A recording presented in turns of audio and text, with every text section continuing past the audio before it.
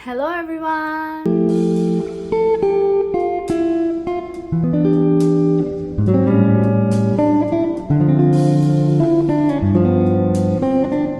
Imagine कि आप एक दुनिया की सबसे बड़ी ऑटोमोबाइल कंपनी बिल्ड कर रहे हो, लेकिन इसकी शुरुआत कारों से नहीं, मोटरसाइकिलों से भी नहीं, बल्कि इसकी शुरुआत सिल्क बुनने के लिए इस्तेमाल होने वाली एक लकड़ी की मशीन से कर रहे हो।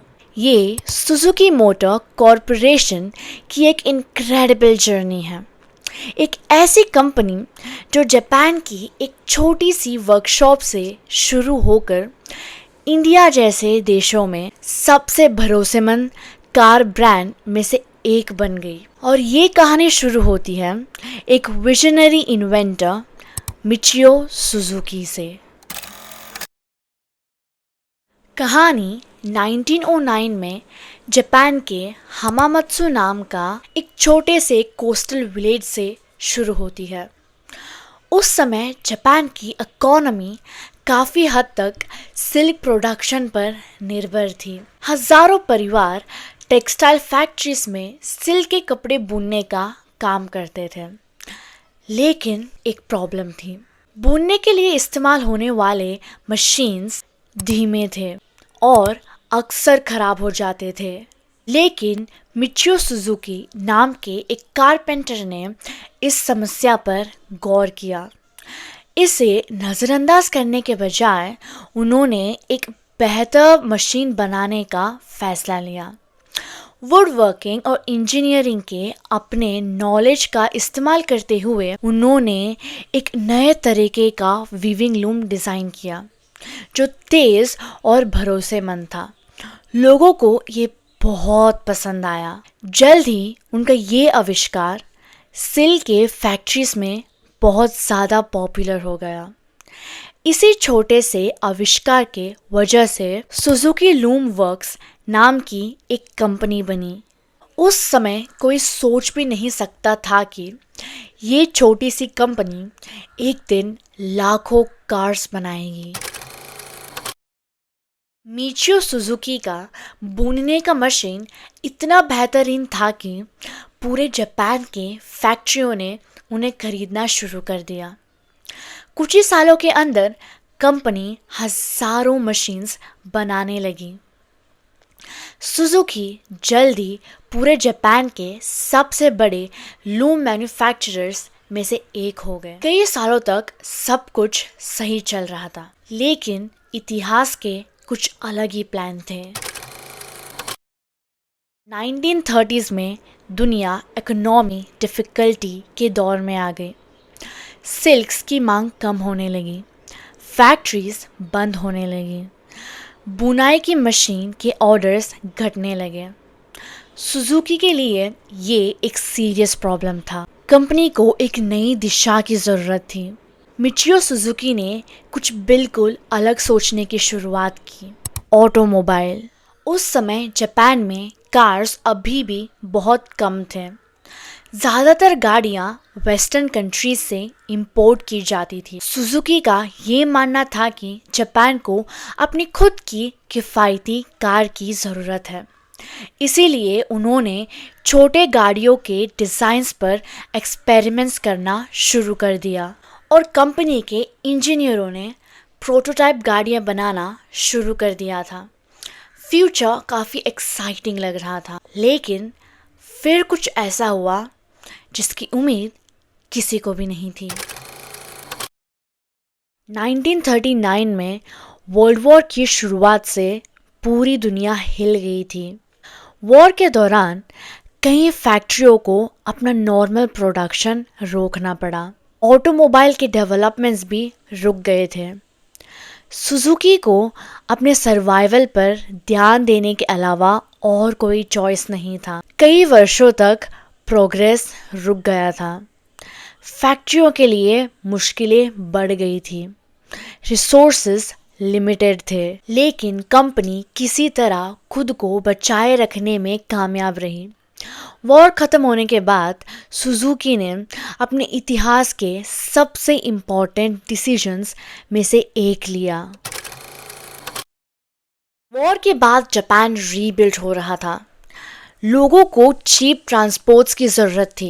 हजारों परिवार कार्स को अफोर्ड नहीं करते थे, लेकिन उन्हें साइकिल से भी किसी बेहतर चीज़ की ज़रूरत थी और सुजुकी ने इस मौके को पहचाना।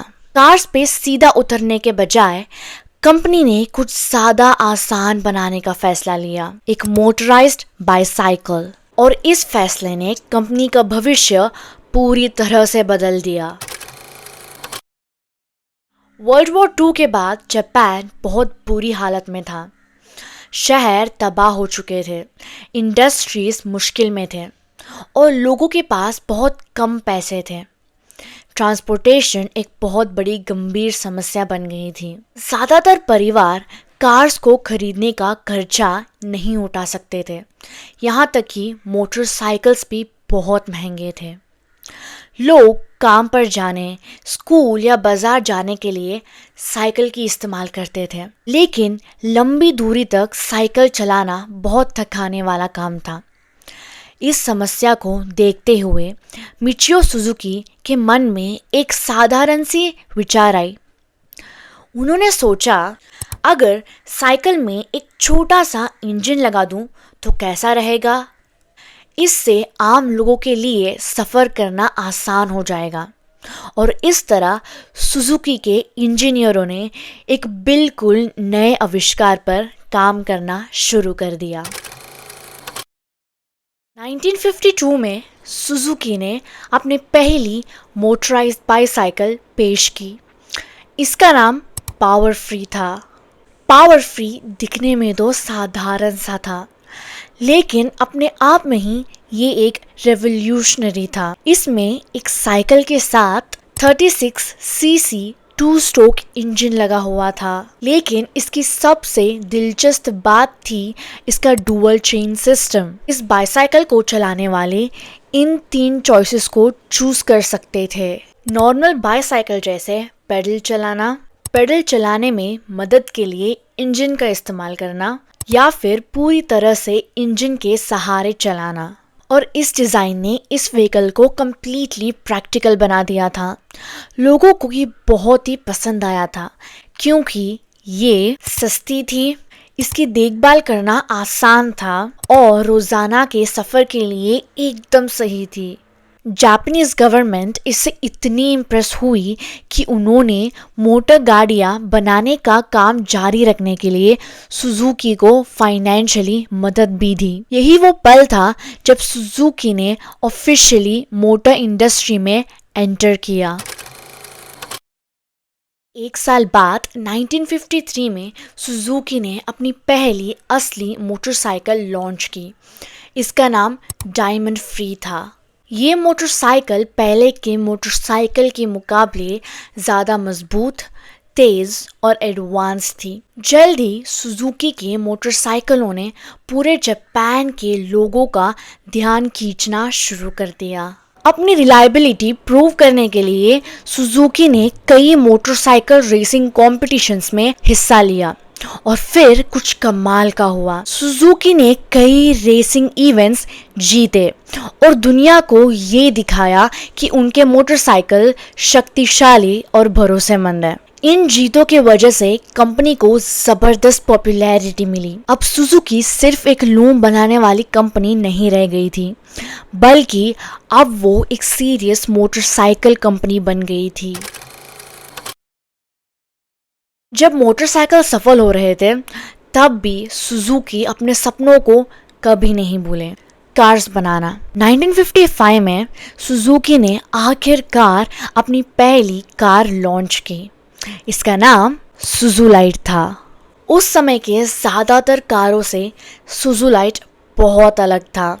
इसमें कई एडवांस टेक्नोलॉजी शामिल थे, जैसे कि फ्रंट व्हील ड्राइव, 4 व्हील वाला इंडिपेंडेंट सस्पेंशन, लाइट वेट और कॉम्पैक्ट डिज़ाइन। 1950s में एक छोटी जापानीज कार के लिए ये फीचर्स बहुत ही एडवांस थे। सुजुलाइट जापान के नैरो सड़कों और छोटी परिवारों के लिए डिज़ाइन किया गया था। भले ही ये बहुत ही छोटी थी, लेकिन ये बहुत ही एफिशिएंट और अफोर्डेबल थी। और इससे ही सुजुकी को एक बहुत बड़ी बात का एहसास हुआ। उनकी सबसे बड़ी ताकत छोटी और प्रैक्टिकल व्हीकल्स हैं। लग्जरी कार्स बनाने वाले कंपनियों से मुकाबला करने के बजाय सुजुकी ने कुछ अलग चीज़ पर ध्यान दिया। उन्होंने डिसाइड किया कि वो स्पेशलाइज करेंगे छोटे कारों, कॉम्पैक्ट इंजन्स और अफोर्डेबल ट्रांसपोर्टेशंस में। ये स्ट्रैटेजी बहुत ही शानदार साबित हुई क्योंकि दुनिया भर में लोगों को सस्ते और भरोसेमंद व्हीकल्स की बहुत ज़रूरत होती है और सुजुकी ऐसी ही चीज़ बनाने में बहुत माहिर होते जा रहे थे। 1960s और 1970s में Suzuki motor corporation internationally expand हो गया। कंपनी ने मोटरसाइकिल, छोटे कार और इंजन एक्सपोर्ट करना शुरू कर दिया।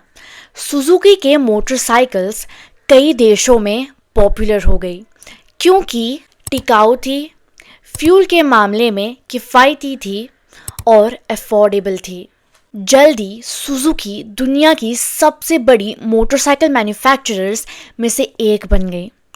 लेकिन कंपनी अब एक ऐसे मार्केट में कदम रखने वाली थी जो उनके भविष्य को पूरी तरह से बदल देने वाला था। ऐसा देश जहां लाखों लोग रहते हैं, जहां अफोर्डेबल कार्स की बहुत ज़्यादा ज़रूरत थी, वो देश था इंडिया, हमारा भारत।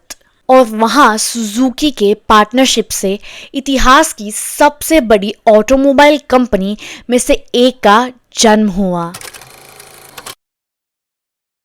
1970s के आखिर तक सुजुकी मोटर कॉरपोरेशन एक सक्सेसफुल कंपनी बन चुकी थी।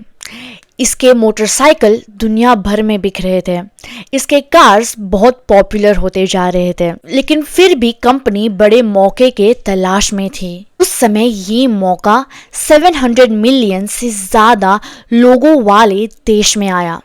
वो देश था ऑफ कोर्स इंडिया। 1970s और 1980s के शुरुआत में इंडिया में कार खरीदना बहुत ही मुश्किल था। कुछ ही कंपनीज कार बनाती थी और ऑप्शंस भी बहुत लिमिटेड थे। इंडिया के सड़कों पे सबसे आम कार्स थी हिंदुस्तान एम्बेसडर और प्रीमियर पद्मिनी। ये कार बड़ी, भारी और आउटडेटेड हो चुकी थी। ये महंगी भी थी और ज़्यादा फ्यूल एफिशिएंट भी नहीं थी। ज़्यादातर मिडिल क्लास परिवारों के लिए कार का मालिक होना ही एक सपना था। इंडियन गवर्नमेंट ने एक बहुत बड़ी बात समझी। अगर इंडिया को इकोनॉमिकली आगे बढ़ाना है तो उन्हें आम लोगों के लिए छोटी किफ़ायती कार की ज़रूरत थी। इस समस्या को हल करने के लिए इंडियन गवर्नमेंट ने मारुति उद्योग लिमिटेड नाम की एक नई कंपनी बनाई। लेकिन गवर्नमेंट को एक इंटरनेशनल पार्टनर चाहिए था जिसके पास टेक्नोलॉजी और एक्सपीरियंस हो। कई कंपनियों पर विचार किया, लेकिन एक कंपनी सबसे अलग थी। वो कंपनी थी सुजुकी। सुजुकी के पास पहले से ही छोटे और अफोर्डेबल कार बनाने की एक्सपीरियंस थी, ठीक वैसे ही जैसे इंडिया को ज़रूरत थी।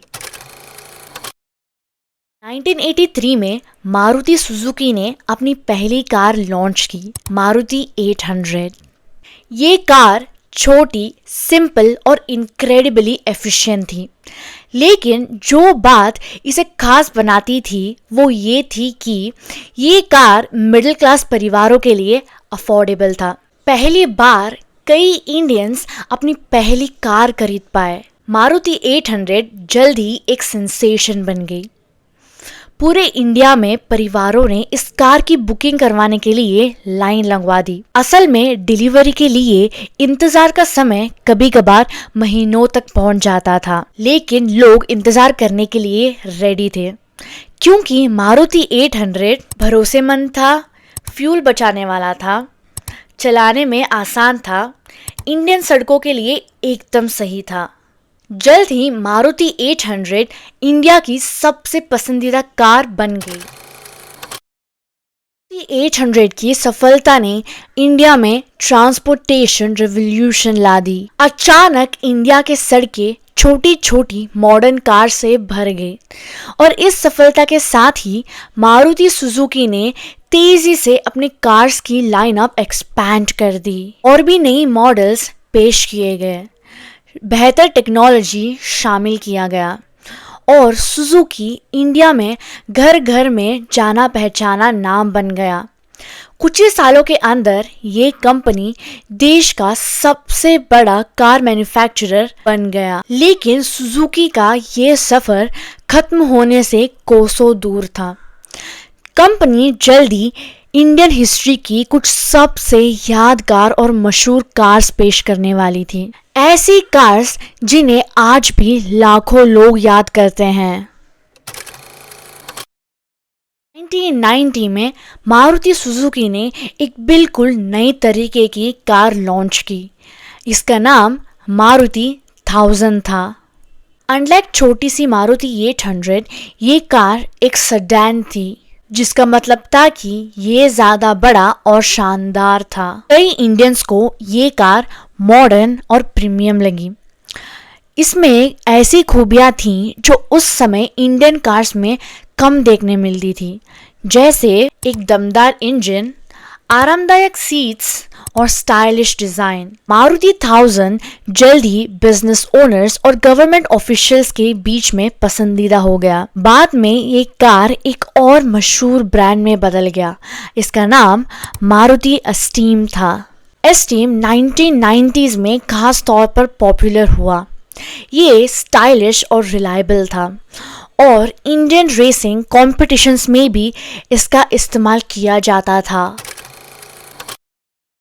2000 में सुजुकी ने अपने अब तक की सबसे सफल कार्स में से एक कार लॉन्च की, मारुति ऑल्टो। ऑल्टो छोटी थी, अफोर्डेबल थी और बहुत ज़्यादा फ्यूल एफिशिएंट थी। ये जल्द ही इंडिया की सबसे ज़्यादा बिकने वाली कार बन गई। कई यंग फैमिलीज के लिए ऑल्टो उनकी सबसे पहली कार बनी। ड्राइविंग स्कूल्स और टैक्सी कंपनीज ने भी इस कार का इस्तेमाल करना शुरू कर दिया। पूरे देश के परिवारों ने इस पर भरोसा किया। कई सालों तक मारुति ऑल्टो इंडिया की सबसे ज्यादा बिकने वाली कार बनी रही। इन मॉडल्स के कारण मारुति सुजुकी ने इंडियन ऑटोमोबाइल इंडस्ट्री पे दबदबा बनाना शुरू कर दिया। एक समय तो ऐसा भी आया जब कंपनी का कंट्रोल इंडियन कार मार्केट के 50% से भी ज़्यादा हिस्से पर था। इसका मतलब था कि इंडिया में हर 2 कार बिकने में से एक कार सुजुकी की होती थी। ऑटोमोबाइल की इंडस्ट्री में इस तरह का दबदबा बहुत ही कम देखने को मिलता था। कंपनी की कार्स 3 चीज़ों के लिए बहुत मशहूर हो गई: रिलायबिलिटी, लो मेंटेनेंस कॉस्ट और एक्सेलेंट फ्यूल एफिशिएंसी। इन खूबियों ने सुजुकी के कार्स इंडियन कंडीशंस के लिए एकदम सही बना दिया। इन वर्षों के दौरान मारुति सुजुकी ने कई पॉपुलर कार्स पेश किए। इनमें से कुछ सबसे ज़्यादा फेमस गाड़ियां हैं: Maruti Suzuki WagonR, Maruti Suzuki Swift, Maruti Suzuki Dzire. इनमें से हर एक कार ह्यूजली सक्सेसफुल हुआ। हर एक नए लॉन्च के साथ सुजुकी ने अपने रेपुटेशन को और भी मजबूत बनाया। लेकिन जहां एक और सुजुकी इंडिया में अपना दबदबा बनाए थे, वहीं दूसरी ओर कंपनी को दुनिया भर में एक्सपैंड कर रहे थे। 2000s के शुरुआत तक Suzuki motor corporation Maruti Suzuki के जरिए इंडिया में पहले से ही ज़बरदस्त सक्सेसफुल हो चुके थे। लेकिन सुजुकी के एम्बिशंस सिर्फ एक देश तक सीमित नहीं थी। कंपनी एक ग्लोबल ऑटोमोबाइल पावर हाउस बनाना चाहती थी और इसे हासिल करने के लिए सुजुकी ने दुनिया के डिफरेंट पार्ट्स में एक्सपैंड करना जारी रखा। सुजुकी ने कई रीजन्स में व्हीकल्स बेचना शुरू कर दिया, जिनमें शामिल हैं Japan, India, Indonesia, Thailand, United states. Suzuki की स्ट्रैटेजी हर जगह एक जैसी ही थी। लग्जरी और महंगी कार्स में ही ध्यान देने के बजाय कंपनी ने छोटी, प्रैक्टिकल और फ्यूल एफिशिएंट कार्स में फोकस किया। इस स्ट्रैटेजी की मदद से सुजुकी को स्पेशली डेवलपिंग कंट्रीज में सफलता मिली, जहां लोगों को अफोर्डेबल कार्स की जरूरत थी। जब सुजुकी कार्स बना रहे थे, तब भी वो मोटरसाइकिल्स को कभी नहीं भूले। दरअसल सुजुकी ने दुनिया की कुछ सबसे मशहूर मोटरसाइकिल्स बनाई हैं। अब तक बनी सबसे मशहूर बाइक्स में से एक है सुजुकी हायाबुसा। जब 1999 में हायाबुसा लॉन्च हुआ तो इसने पूरी दुनिया को चौंका दिया। ये अब तक बनी सबसे ज़्यादा तेज प्रोडक्शन मोटरसाइकिल में से एक बन गई। ये बाइक अपनी ज़बरदस्त रफ्तार, एरोडायनामिक डिज़ाइन और पावरफुल इंजन की वजह से मोटरसाइकिल के शौकीनों के बीच तेजी से मशहूर हुआ। आज भी हायाबुसा को एक आइकॉनिक मोटरसाइकिल माना जाता है। हर बड़ी कंपनी की तरह सुजुकी को भी चुनौतियों का सामना करना पड़ा। ऑटोमोबाइल इंडस्ट्री में कॉम्पिटिशन्स एक्सट्रीमली इंटेंस हो गई। टोयोटा, होंडा और hyundai मोटर कंपनी जैसे कंपनियां तेजी से आगे बढ़ रहे थे। हर कंपनी बेहतर डिजाइन, बेहतर टेक्नोलॉजी और बेहतर कीमतों के जरिए कस्टमर्स को आकर्षित करने की कोशिश कर रहे थे। कंपेटिटिव रहने के लिए सुजुकी को नई नई चीजें लानी पड़ती थी और अपने व्हीकल्स में सुधार करना पड़ता था। आज सुजुकी मोटर कॉरपोरेशन दुनिया की सबसे बड़ी ऑटोमोबाइल मैन्युफैक्चरर्स में से एक है। Company cars, motorcycles, marine engines और टेरेन व्हीकल्स प्रोड्यूस करती है। सुजुकी की कहानी हमें एक इम्पॉर्टेंट बात सिखाती है। एक ग्लोबल कंपनी की शुरुआत हमेशा बड़े बड़े फैक्ट्रीज या लाखों डॉलर से नहीं होती है। कभी कभी इसकी शुरुआत एक सिंपल आइडिया से होती है और यही सुजुकी की इनक्रेडिबल कहानी है। तो दैट्स इट। मिलते हैं अगले वीडियो में। अपना ध्यान रखना and love yourself. Okay, bye.